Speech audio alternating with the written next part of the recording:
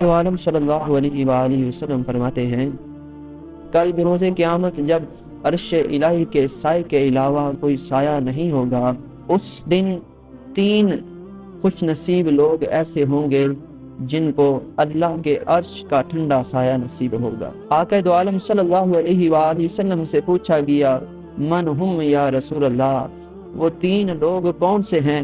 حضور فرماتے ہیں، پہلا وہ بندہ جس نے دنیا میں رہتے ہوئے میرے کسی امتی کی کسی تکلیف کو دور کیا ہوگا۔ دوسرا وہ بندہ جس نے دنیا میں رہتے ہوئے میری سنت کو زندہ کیا ہو، اور تیسرا وہ جس نے دنیا میں رہتے ہوئے مجھ پر درود پڑھا ہو۔